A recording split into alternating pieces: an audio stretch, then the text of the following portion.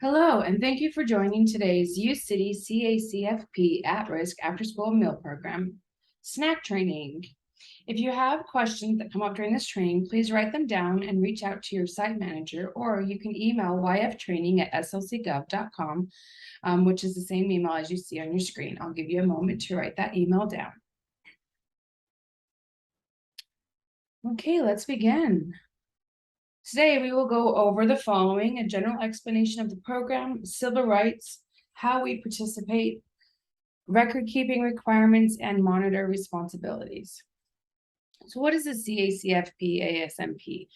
Well, it's a child and adult care food program, at-risk after-school meal program, and it's a federal program that provides reimbursements for nutritious meals and snacks to eligible children and adults who are enrolled for care at participating child care centers, daycare homes, and adult daycare centers.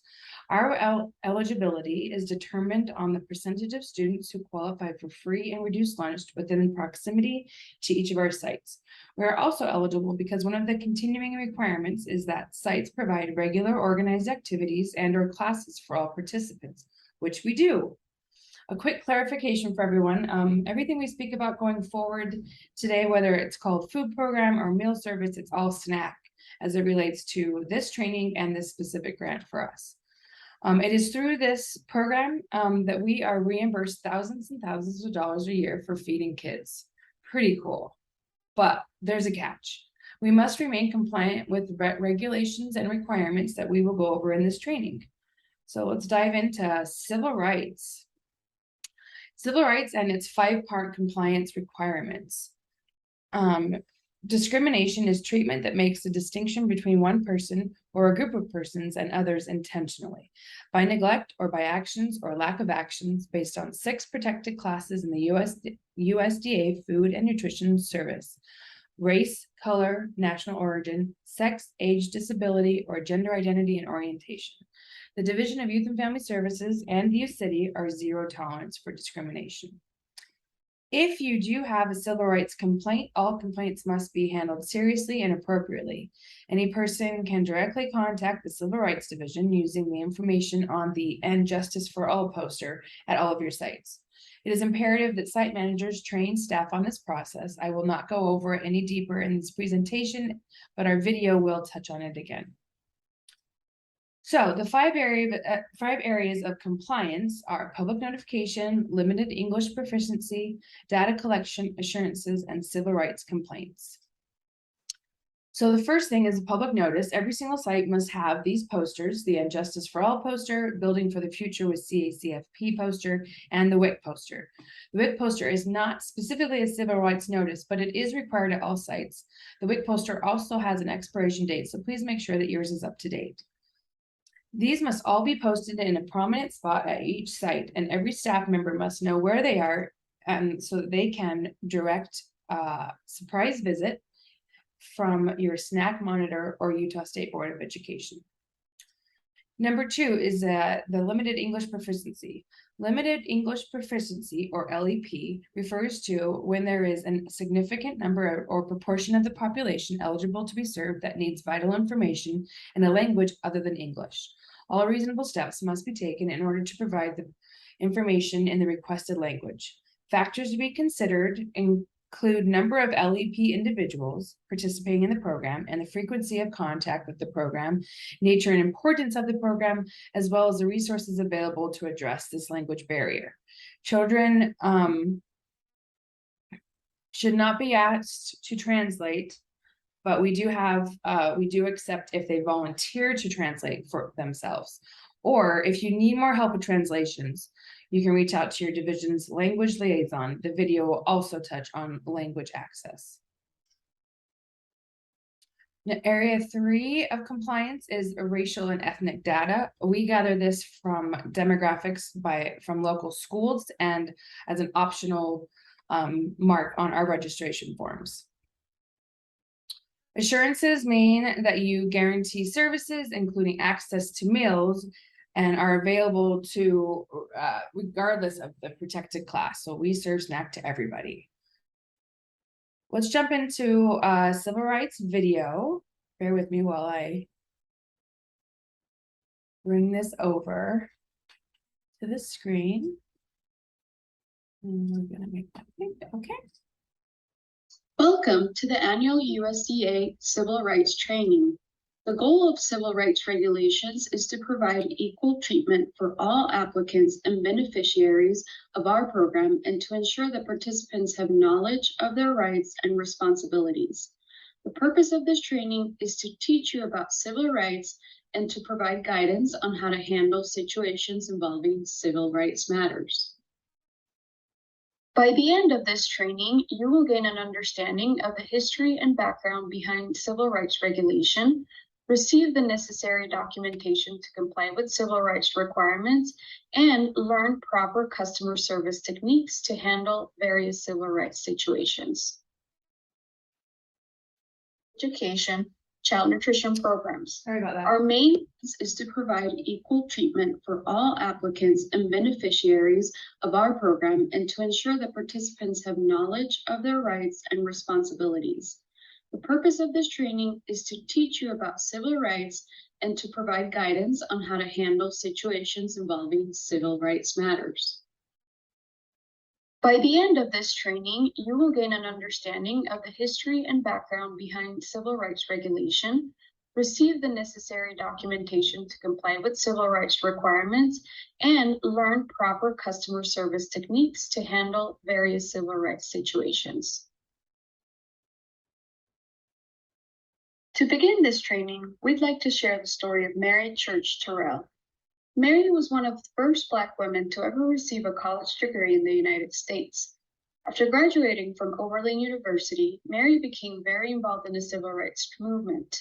Yet after years of activism, was still denied many basic rights.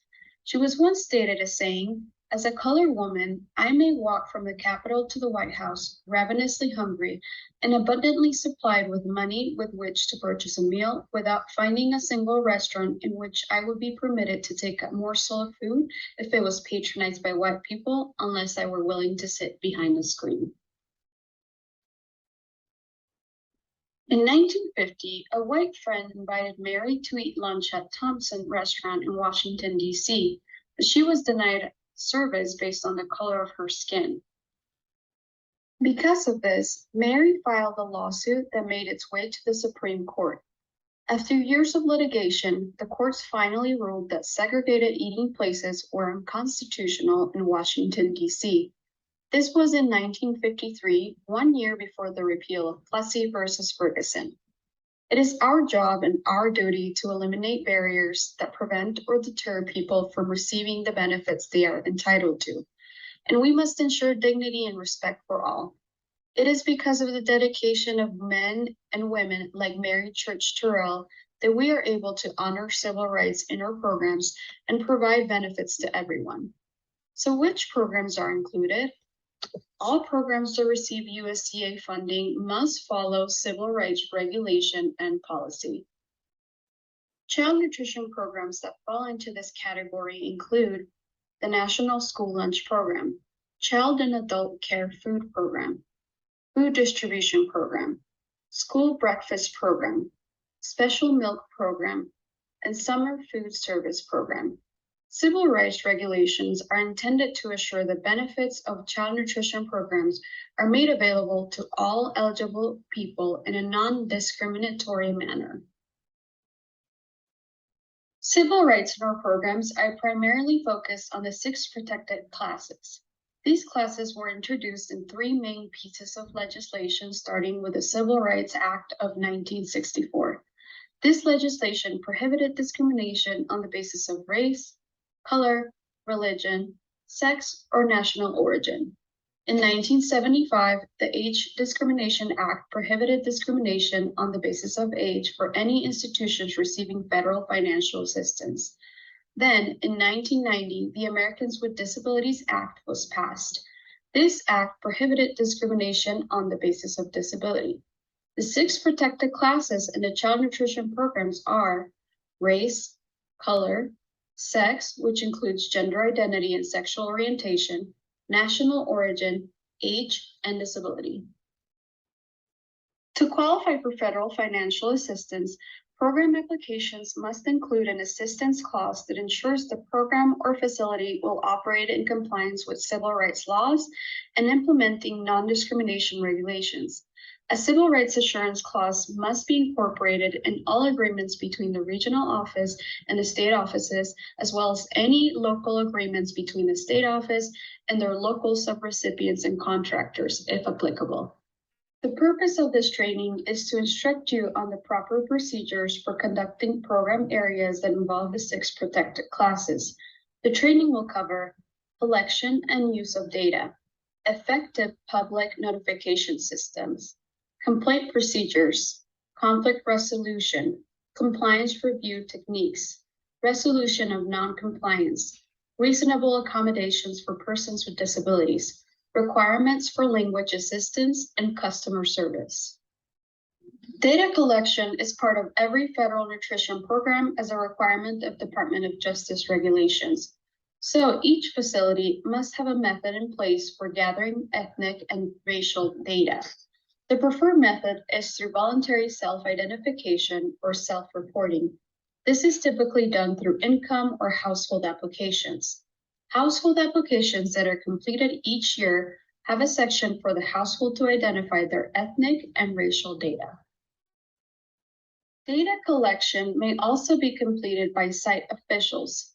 This can be done through visual identification or by utilizing personal knowledge, records, or other documentation your facility possesses that identifies household, ethnic, and racial data. Ethnicity is a social category based on shared culture or cultural heritage. The 2 ethnic categories collected are Hispanic or Latino and not Hispanic or Latino. It is a classification that attempts to recognize that although persons may have origins in certain parts of the world, they might identify as being part of another subset. Race is a social category based on similar physical appearance. It is intended to identify those people who have origins in particular parts of the world.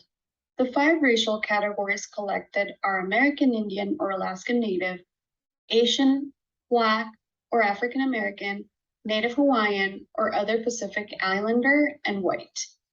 Ethnic and racial data is collected for the purpose of determining how effectively federal nutrition server programs are reaching potentially eligible beneficiaries as a means of monitoring civil rights compliance. It is required that all programs have an effective public notification system in place. This notification system must make the public aware of your program and include the non-discrimination statement as well as information for filing a civil rights complaint. It is required that each food service and food preparation site display the "And Justice for All" poster in a prominent area where participants as well as potential participants have access. The poster must be displayed in its original 11:17 format. This poster includes the USDA non-discrimination statement. This full statement is the preferred statement in all materials and sources that inform the public about FNS programs. If the document being distributed is associated with any of the topics in this course or are more than 1 page in length, the document must include the full non-discrimination statement. Examples of documents that should include this long statement are free and reduced price meal applications, parent or student handbooks, employee handbooks, newsletters, brochures, and websites. Websites and other electronic documentation should be developed in a manner that accommodates all persons, including those with limited vision and vision impairments. The long statement is not required in menu items and other documents that are too small for the full statement. For these materials, the short version, "This institution is an equal opportunity provider," will be enough. The size of the shortened statement must be in a font size similar to the size of the majority of the text used in the document. The non-discrimination statement is not required to be imprinted on items such as cups, buttons, magnets, and pens that identify the program when the size or configuration makes it impractical. In addition to the "And Justice for All" poster and the non-discrimination statement, each institution must have a media release.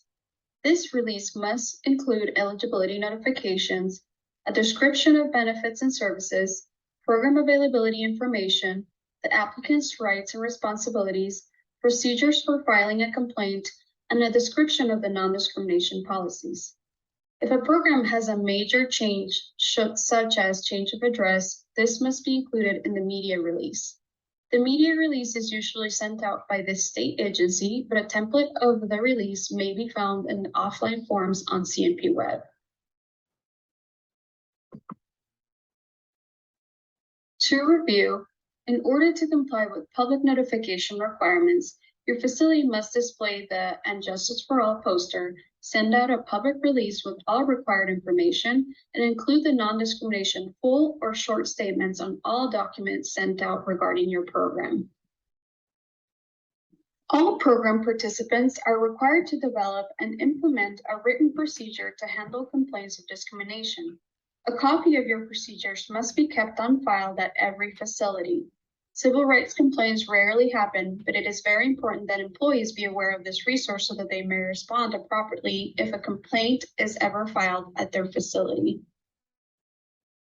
So, what are some appropriate complaint procedures? First, identify if the complaint is a civil rights complaint. Ask yourself, does this involve one of the 6 protected classes? If so, then identify if it involves discrimination.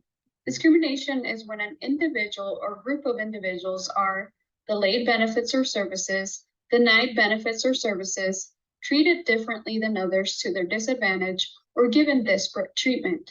Let's see if you can identify if a complaint is a civil rights complaint.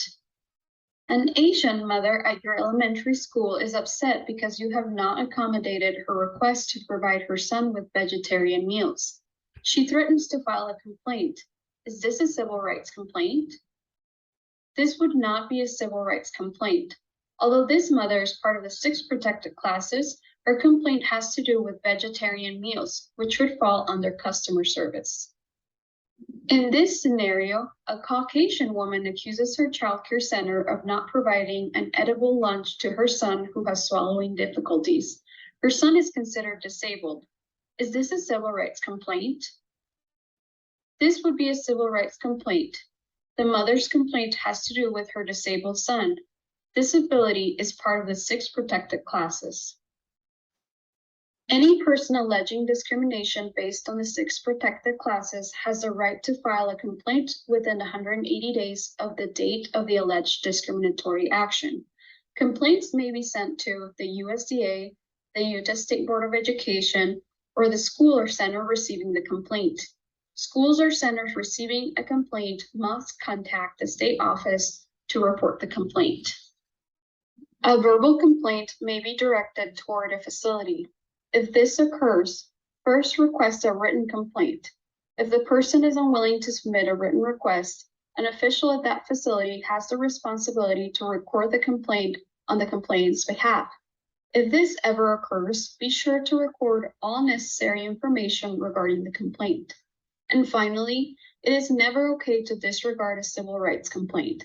All complaints must be accepted by your facility and forwarded to the appropriate agency. Whether the complaint is written or verbal, be sure to collect all relevant information regarding the complaint. Once a complaint has been filed, the USDA recommends using an alternative dispute resolution program. This means the use of a neutral third party, usually a person acting as facilitator, to informally resolve a complaint of discrimination through the use of various techniques such as fact-finding, mediation, peer panels, facilitation, ombudsman support, or conciliation.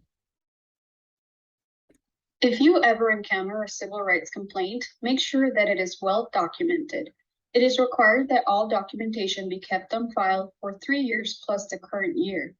Then ask the following questions and make sure that your facilities are able to answer them. Have you ever received any written or verbal complaints alleging discrimination? If yes, have these complaints been reported to the state agency? What is your policy to handle a complaint of discrimination? And how are you maintaining documentation regarding these complaints?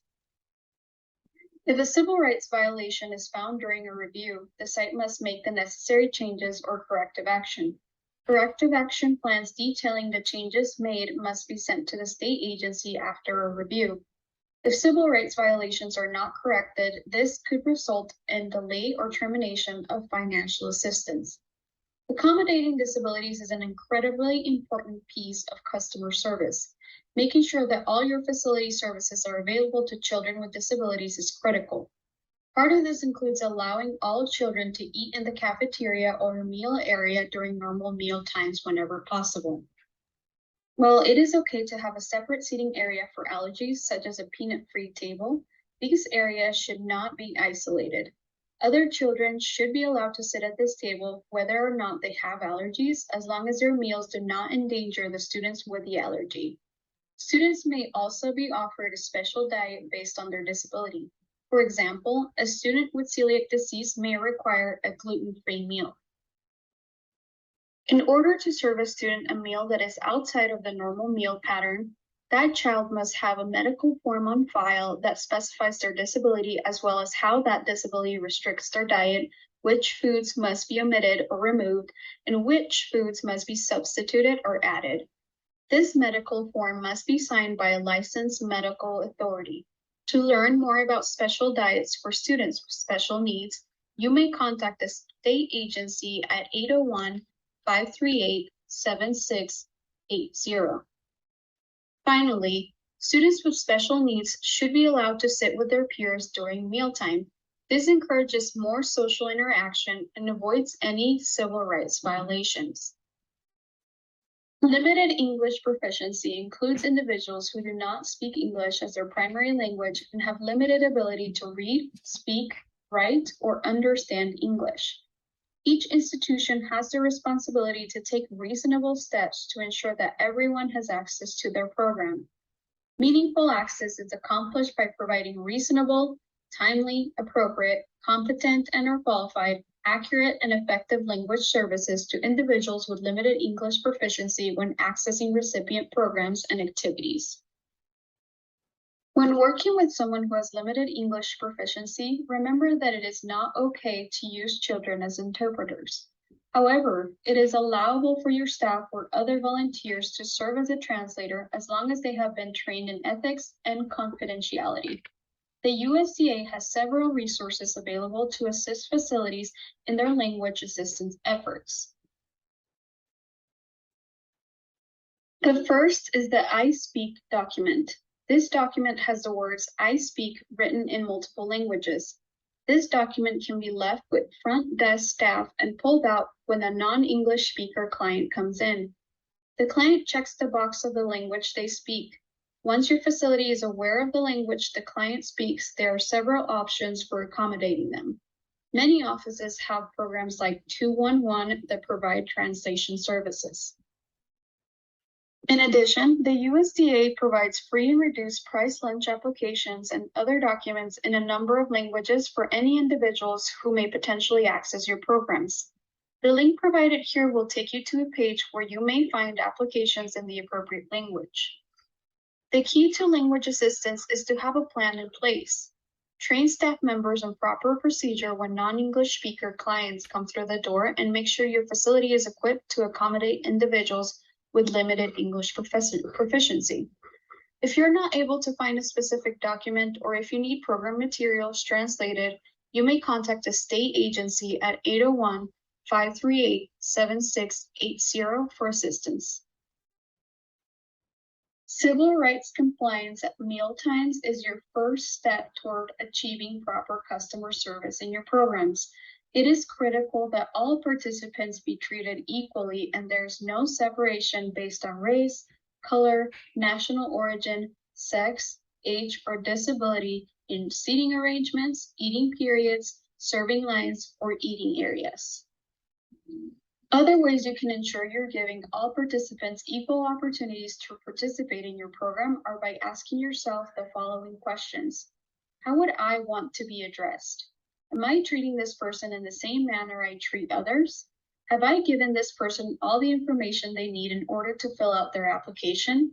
Have I provided this person with needed information to make decisions? Have I approved all applications using the same method? To summarize, the following items must be completed in order to comply with civil rights rules and regulations. Prominently display the "And Justice for All" poster.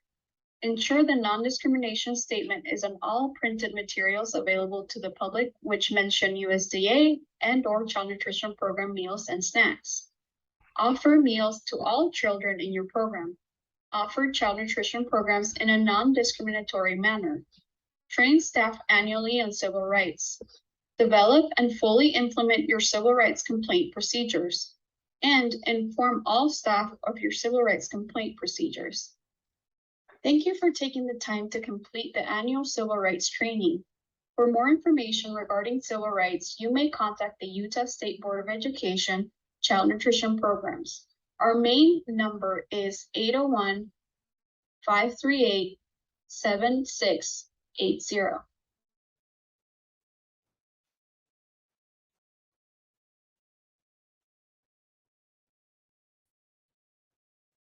Thank you for your patience during that video. I hope we all got a lot of good information. So now what do we need to do in order to participate in the CACFP at-risk after-school meal program?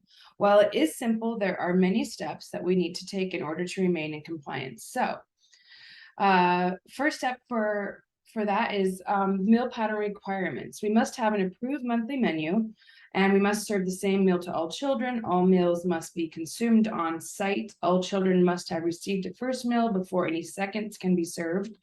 You must adhere to local health and sanitation regulations, and you must serve your meals during the time submitted on your site application. Your site managers will have that information. Anyone serving snack directly must have a food handler's certificate. If you do not have one, please email yftraining@slcgov.com and we'll get you certified.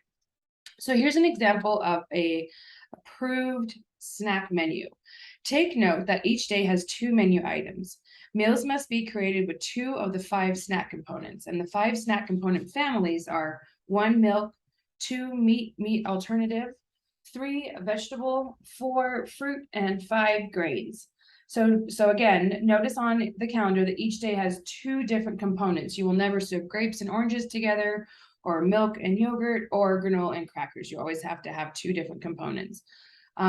Also take note that the portion sizes are provided. These are non-negotiable and based on strict national serving USDA meal pattern and serving size requirements. So if it says that you serve a cup of cereal, please measure the cup. Do not eyeball a cup. Be as precise as you can when measuring. If a substitution is needed, if you're out of a supply or something, you must use a previously approved item, and you must write it on your calendar as well as your snack count sheet, which I will show you in a moment. If you have questions about substitutions, please contact someone in the snack admin team and we will assist you. If you have a participant with an allergy, again, please reach out to your team and we will work with those requests as they come in. So snack shopping is done for all sites. Sites must submit and update shopping lists every Wednesday for their snack admin team, and then snack supplies are delivered on Thursdays. The snack menu is planned by snack admin team, but we need feedback from sites.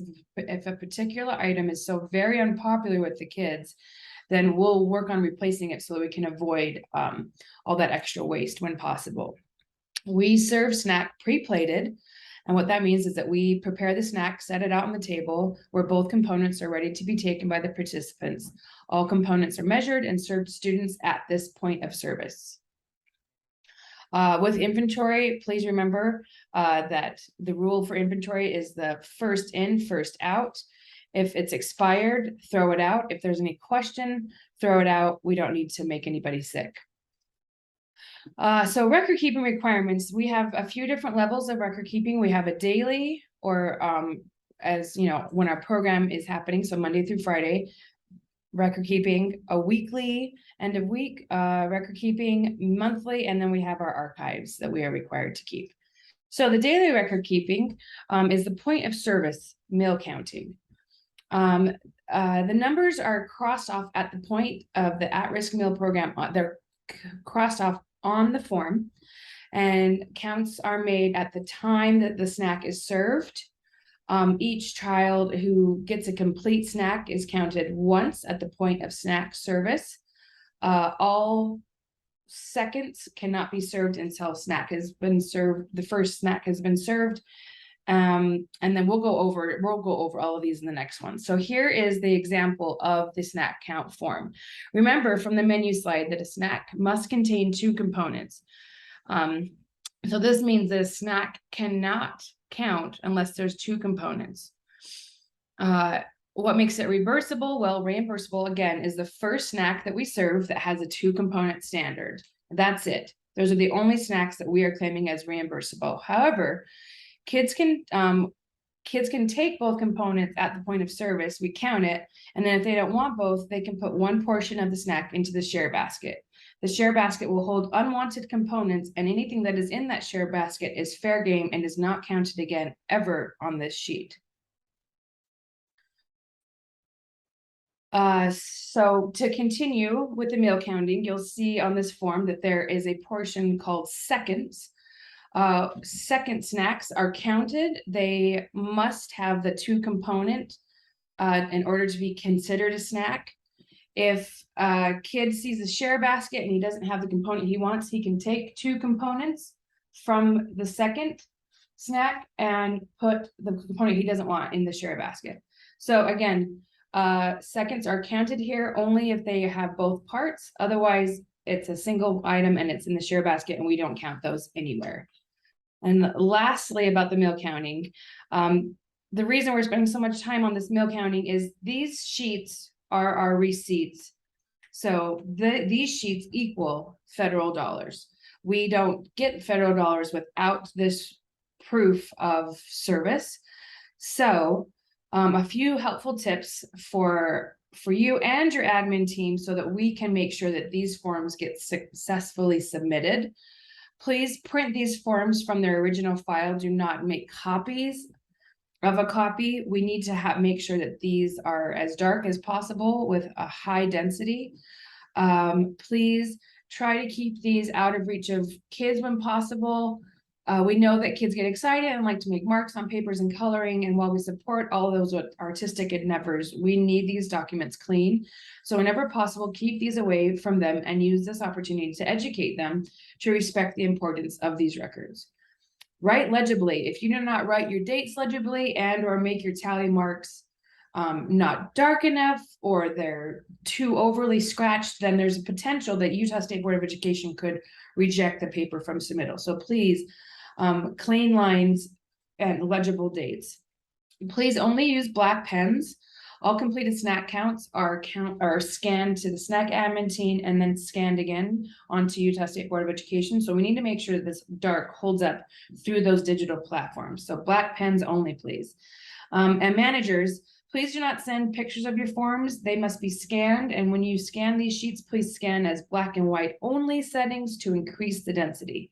A couple of other notes. If the weeks are split between 2 different months, please do not combine them on one sheet. For example, if Thursday is the 31st and Friday is the 1st, then grab a new sheet for the Friday because it's a new month. You will only have the Friday documented on that sheet, and that's totally cool. We need these to be separate, and it helps for a clean look. This is very, very helpful. Please make sure that you are using the correct snack form. This is the at-risk meal program weekly snack count form. We have different forms that we use for summer. So again, please double check before you start writing on a sheet. Okay, so that was the daily recording at the point of service. And then on a weekly basis, the managers will tally up the tallies and make all of the appropriate math equations to get to the totals. And then on the monthly side of things, the snack administration team will compile snack purchases, create a ledger, and they will also go over all of those tally sheets. Every single tick mark and number that's created, they will go over it so that we can make sure that it is as accurate as possible before submittal. We keep, in our administrative record keeping, we're required to keep 3 years plus the current year. This is a large amount of paperwork. So again, whatever you can do on your end to help keep this paperwork clean and clear is very helpful for this admin team, as we are required to provide that upon request at any time for Utah State Board of Education. So we have a snack monitor. This snack monitor will review each facility 3 times per year, 2 reviews during the after-school program and 1 during the summer program. At least 2 of these reviews will be unannounced, and at least 1 unannounced review must include observation of a meal service. So there will not be more than 6 months between visits. So just be prepared for those visits. Keep your paperwork clean, and you won't have any issues when the snack monitor comes to check. Snack monitor responsibilities are quite a few. They will also determine whether the facility has any problems. They'll help you through those if they have any. They will provide extra checks on meal counts and enrollment and attendance just for those 5-day periods that they come to check. This is a very valuable position, and we hope that everybody will be courteous when their snack monitor pops in.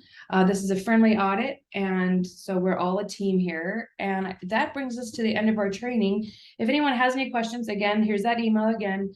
You could also reach out to your site manager. And if they don't have the answer, ask them to reach out to the snack admin team. And I appreciate your attention, and we will end it there. Thank you so much.